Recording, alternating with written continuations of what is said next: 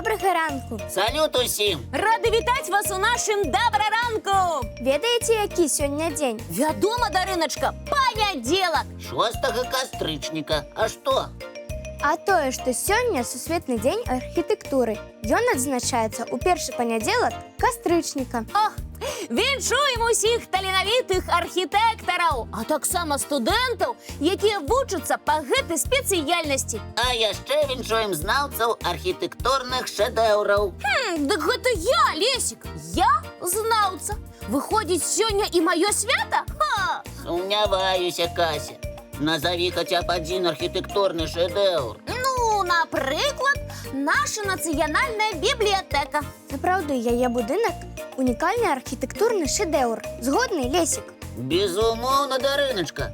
Прызнацца, я не чакаў, што Кася нешта цяміць у архітэктуры. Я добра разбіраюся. Дзе цікавы будынак, а дзе пасрэдны. Што ж, тады прапаную сусветны дзень архітэктуры падрабязней разгледзець наш архітэктурны дыямент. Я за, бо нацыянальная бібліятэка сапраўдны цуд. О, глядзім і здзіўляемся. Нацыянальная бібліятэка – візітная картка нашай краіны. Яна адна з самых вялікіх у свеце. Праўда, сябры. Так, даследчыкі падлічылі, што яе вага 140 тысяч тонн.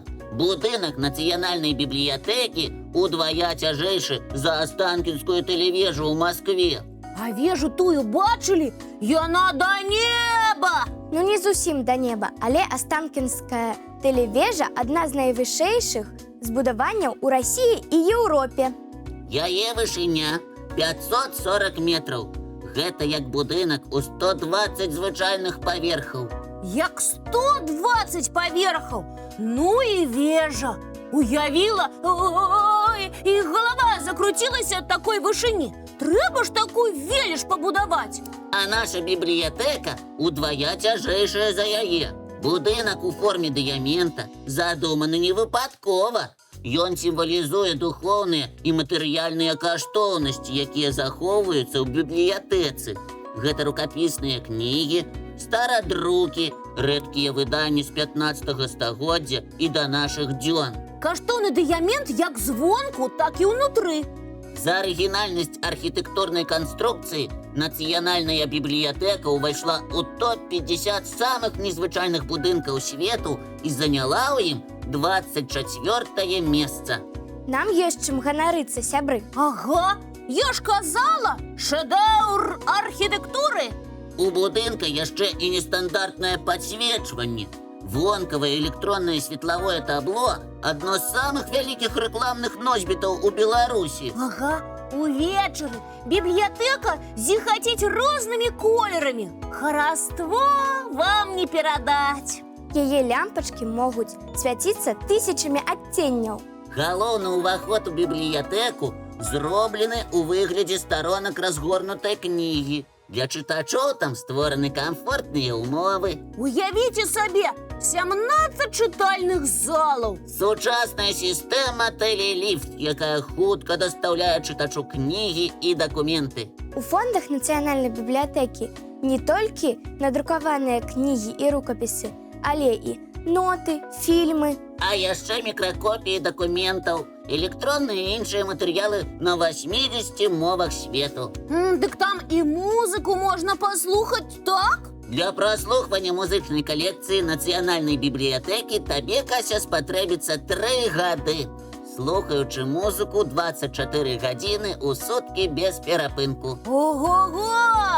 А пласцінкі таксама ёсць. Больш за 16 тысяч вінілавых пласцінак, якія можна праслухаць. Неверагодна! І фільм у бібліятэцы можна паглядзець і атрымаць прыемныя ўражанні на агляднай пляцоўцы на вышыні 73 метраў. Цудоўны від на Мінск з нацыянальнай бібліятэкі варта пабачыць. О, абавязкова! І ў самы бліжэйшы час мы яшчэ раз наведаем наш славуты дыямент. Шэдэўр архітэктуры, прызнаны ва ўсім свеце. Абяцаеце? Абяцаем!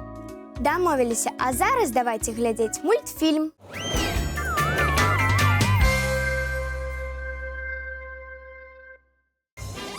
Вось няўмекі, што адзін брат, што другі. Вытаяватыя, абыякавыя, няўважлівыя. Якая ты строгая, Кася. Шчыра кажучы, Дарыначка, і ў жыцці сустракаюцца такія персанажы, не толькі ў мульціках. Мы, зайцы, лепшыя. Так сябе не паводзім. Хваліць цябе непрыгожа, Кася. Давайте пра кагосьці іншага паразмаўляем. Пра каго? Напрыклад, пра рыбак. Рыбкі насамрэч больш разумныя, чым пра іх раней думалі. Вучоныя даказалі гэта на практыцы. Цікава? Цікава. Тады знаёмцеся з незвычайнымі здольнасцямі рыбак.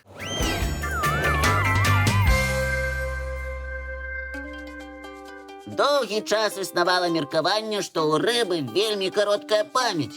Аднак новае даследаванне аўстралійскіх вучоных развеяла гэты міф.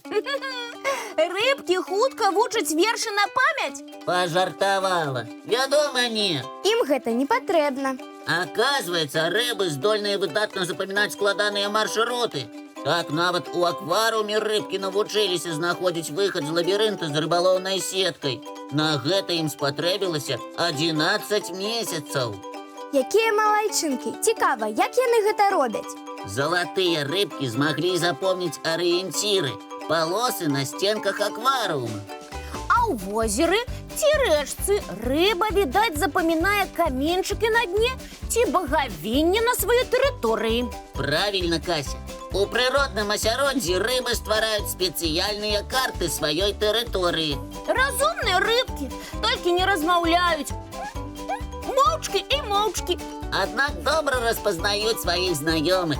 Даследаванні паказалі, што рыбкі лічаць за лепшае ўзаемадзейнічаць з тымі рыбкамі, з якімі ўжо сустракаліся раней. А з новымі знаёміцца не любяць?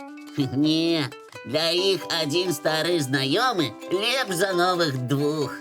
Якія наравістыя. Тое, што рыба распазнае сваіх знаёмых, сведчыць пра яе сацыяльную памяць. Менавіта мяне больш за ўсё ўражваюць здольнасці рыбак падчас нерасту. О, гэта фантастычныя здольнасці да доўгатэрміновай навігацыі. Ага, калі рыба вяртаецца дакладна да месца нерасту, нават праз некалькі гадоў. У яе добра развітая прасторавая памяць. Рыбка і сапраўды больш разумная, чым я пра яе думала. Вось бачыце? Дзякуй, Лесік, за падборку дзіўных здольнасцей рыбак. Рада, што вам было цікава. А зараз давайте адпачываць і глядзець мультфільм.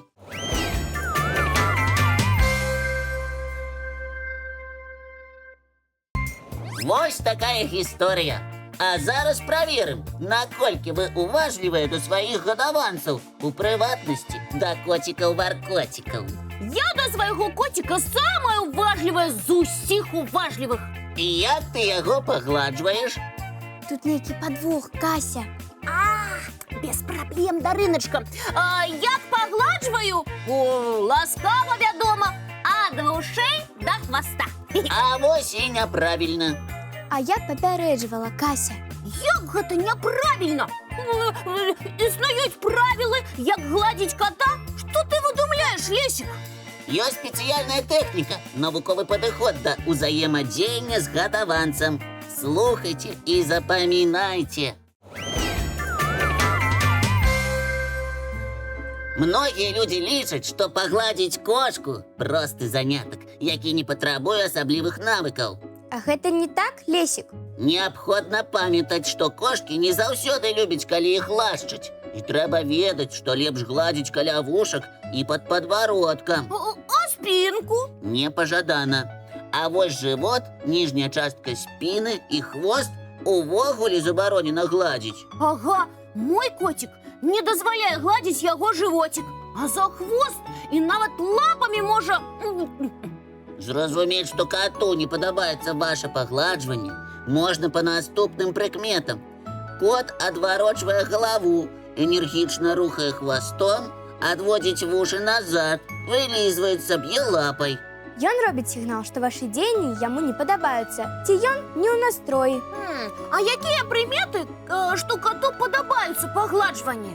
Калі коцік пачынае варкатаць, выцягвае вверх хвост, докранаться до вас передними лапами. Ціла наука отрымліваецца.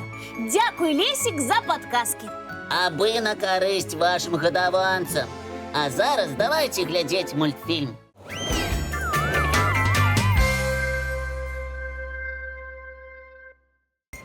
Що ж, сябры, прийшов час розвітуватися. Приємного вам дня, дівчинки і хлопчики. Щасливого і веселого! А ми зустрінемося з вами зранку У нашим добром!